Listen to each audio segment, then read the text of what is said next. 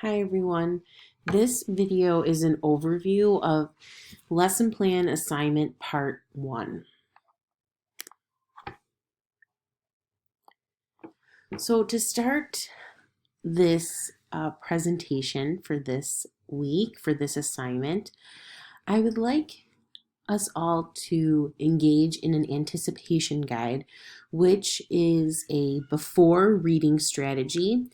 And this is an example of a strategy that you may choose for your upcoming lesson plan assignment.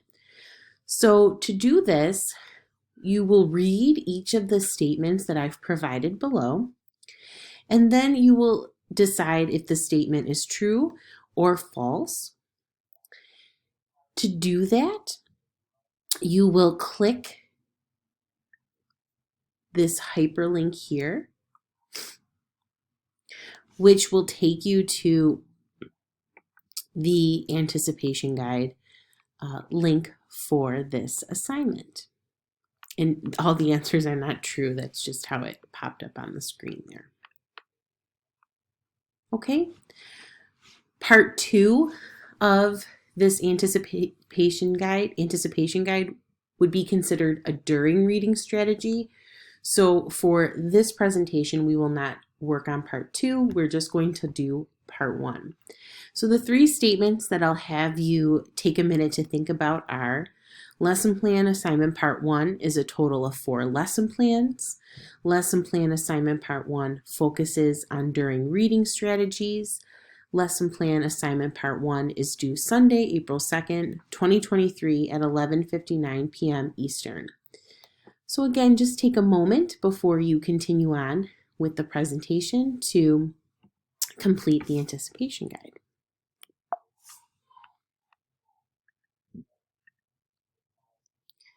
So here are some key facts about this first assignment. There are 3 objectives that this assignment aims to achieve. The first is designing curricular materials that include a variety of texts and instructional practices for reading and writing. Consider issues of equity and diversity when selecting instructional routines and texts that are culturally responsive. And lastly, to plan instruction that develops motivation and engagement, incorporates digital and print texts, and uses a variety of instructional routines and grouping to support learning. There will be a total of 4 lesson plans for Lesson Plan Assignment Part 1.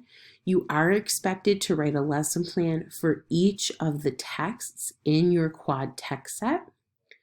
The first part of the lesson plan assignment involves before reading strategies.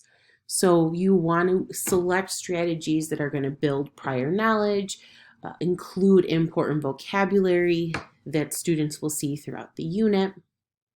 And you want it to be motivational in some way so that students are interested in the topic that they're going to be learning about.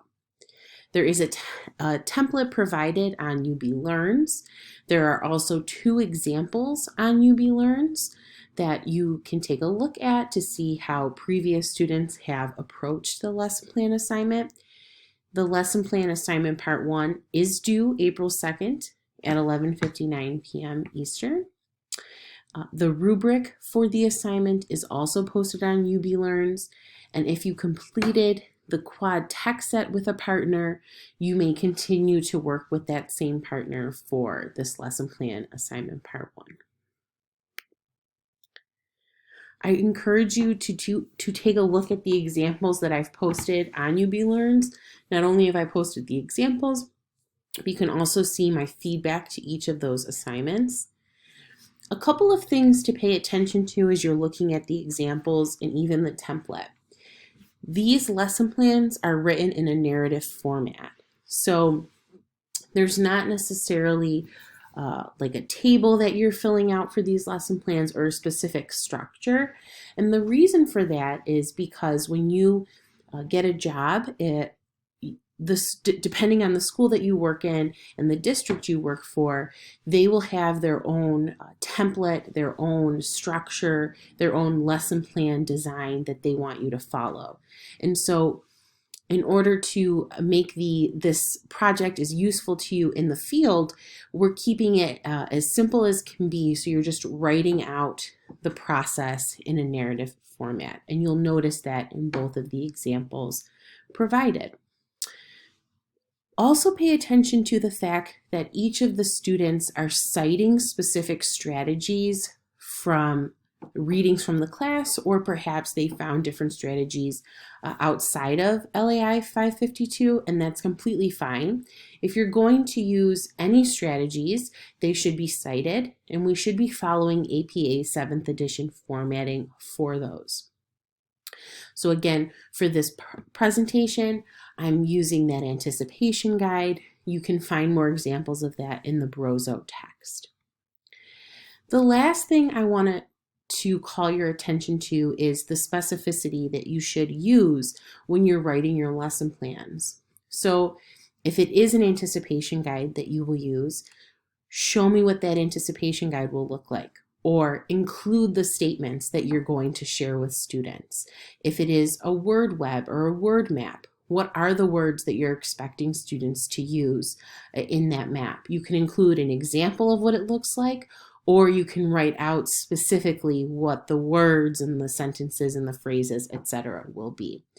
The more specific you are, the more clear the lesson is, and that's the goal. So for this week, we're headed into week 7.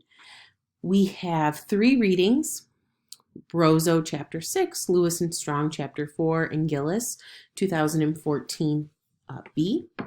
There will be a discussion post due Wednesday the 16th, and then a response to your peer is due Sunday. We are approaching spring break, which will happen March 20th through the 26th. I will work on returning quad text set feedback by March 22nd. And then when we come back from spring break, we will have an optional meetup on that Monday at 6:00 p.m. And just a reminder about those, they do not replace office hours. And so if you do have specific questions for me about your own work, I encourage you to sign up to meet with me during office hours. Meetup time is for us to come together and to talk about the topics for the upcoming week. If you have any questions, don't hesitate to contact me. I look forward to getting into your quad text sets and your upcoming lesson plan assignment as well. All right, everyone, take care.